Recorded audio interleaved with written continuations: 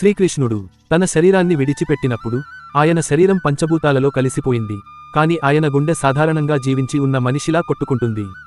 మరియు ఆయన ఇంకా ఈ లోకంలో సాధారణంగానే జీవించి ఉన్నాడు అనిపించేలా కొట్టుకుంటుంది. ఆయన గుండె ఈ రోజు వరకు కూడా సురక్షితంగా ఉంది. ఇది చాలా తక్కువ మందికి తెలుసు. కొయ్య విగ్రహం లోపల జగన్నాథుడి అంశగా నివసిస్తాడు. మహాప్రభు యొక్క గొప్ప రహస్యం ఇక్కడ స్వామి వారి స్థానం బంగారు చీపురుతో శుభ్రపరచడం జరుగుతుంది. మహాప్రభు జగన్నాథ్ శ్రీకృష్ణుడు ని కలియుగ దేవుడు అని అంటారు. మహాప్రభు విగ్రహాన్ని ప్రతి 12 సంవత్సరాలకు ఒకసారి మారుస్తారు. ఆ సమయంలో పూరీ నగరం మొత్తం చీకటిగా మారుతుంది. అంటే నగరం మొత్తం లైట్లు ఆపివేయబడతాయి.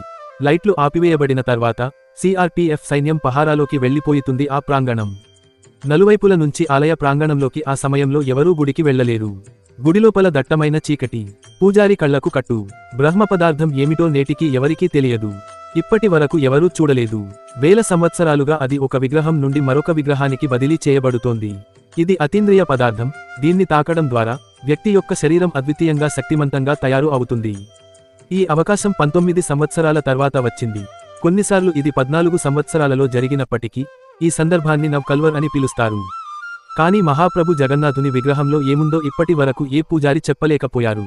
మేము అతని చేతిని చేతిలోకి తీసుకున్నప్పుడు అతను కుందేలులా గెంతుతున్నాడని, అక్కడ కళ్లకు గంతలు ఉన్నాయని, చేతిలో గ్లౌజులు ఉన్నాయని మాకు మాత్రమే అనిపించిందని కొందరు పూజారులు అంటున్నారు. ఈ రోజు కూడా జగన్నాథ యాత్ర సందర్భంగా పూరీ రాజు స్వయంగా బంగారు చీపురుతో ఊడ్చేందుకు వస్తాడు. జగన్నాథుని ఆలయంలోని సింహద్వారం నుంచి లోపలికి తొలి అడుగు వేయగానే లోపల సముద్రపు అలల శబ్దం వినిపించదు.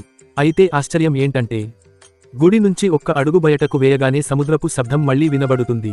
మీరు చాలా దేవాలయాల శిఖరాగ్రంపై పక్షులు ఎగురుతూ ఉండడం చూసి ఉంటారు. కానీ జగన్నాథ దేవాలయం మీదుగా ఏ పక్షి వెళ్లదు. జెండా ఎప్పుడూ గాలికి వ్యతిరేక దిశలో రెపరెపలాడుతుంది. జగన్నాథ దేవాలయం యొక్క ప్రధాన శిఖరం రోజులో ఏ సమయంలోనైనా నీడ ఉండదు. జగన్నాథుని ఆలయంలోని 45 అంతస్తుల శిఖరంపై ఉన్న ధ్వజాన్ని ప్రతిరోజూ మారుస్తుంటారు.